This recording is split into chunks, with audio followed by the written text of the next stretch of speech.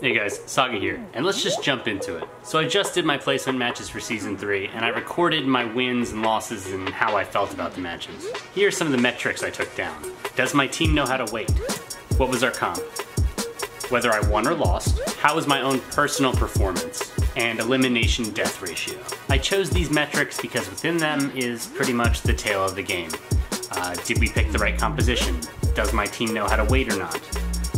Did I win it? Did I lose it? And how did I feel about my own performance? Alright, let's have a quick flashback to last season. Last season, 7 of my matches, literally 70% had somebody leaving them. Sometimes it was on my team, other times it was on the enemy team.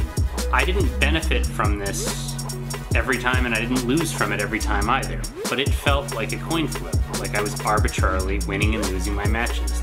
The wins that I had weren't earned, and the losses that I had also weren't earned. Of my remaining 3 matches, one of which was a landslide, where either my team completely won or their team completely won, and the last 2 were actually good placement matches.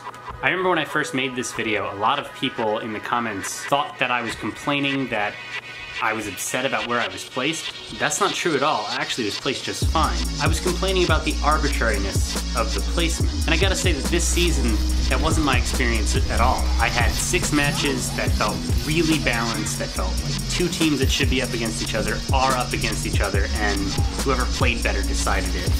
I had 3 that felt imbalanced, but within that acceptable threshold of imbalance where like it's placement, so maybe, you know, one team's a little bit stacked and the other isn't. And only 1 game that felt like it was impossible, that it was just a landslide that no matter how well I performed, regardless if I did things differently or not, we weren't gonna win that. Of my 3 losses, I had 1 comp loss where people refused to change and we only had 1 healer. I had 1 team failure to wait loss where people just kept running in and dying, and the clock was just, our time was just going out, and they lost the game because they literally couldn't wait. Like mechanically they were fine players, but remembering to wait wise they were not.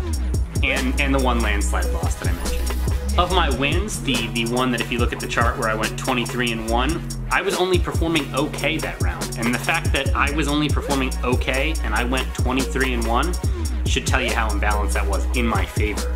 By the way, if you guys care about the chart and you're looking at it and you're trying to see how I did, or you know, how the numbers relate to each other, the OOM part, these stand for out of my mind. So I'm playing either okay, which is meh, well, which is average and, you know, good enough, and out of my mind is just insane. Like that's when you're landing shots you shouldn't be. You're hooking people out of the air from weird angles. You're pulling people who aren't even visible off of roofs. Like you are on point. I played Roadhog, by the way, for my placement matches, if that wasn't clear. So yeah, all in all, I had a much better experience. I want to know your experience though, because my subset, my only having that small 10 matches to pull from, I could have just gotten lucky, right? So I want to know, did you guys have leavers in your matches? Did you guys have very imbalanced teams, or teams that was in that acceptable range of imbalance where yeah, it wasn't really in your favor, but you could have won? I really want to know, and if anyone else took statistics like I did, I'd like it if you could share those in the comments, if you're willing to. Also, if you guys saw my Holy Trinity video, I asked you guys to guess what you think the Holy Trinity is. Tomorrow is going to be the next video, but before I put out the video tomorrow, I want you guys to go on to that video and make your guesses for what you think the Holy Trinity is. If you guess right, I'll send you some of these awesome handmade stickers. Just go ahead and leave your remaining guesses on the 3v3 solo queue Holy Trinity Roadhog video. Remember, there's 2 left, so you need to tell me who the other 2 people are. See you next time.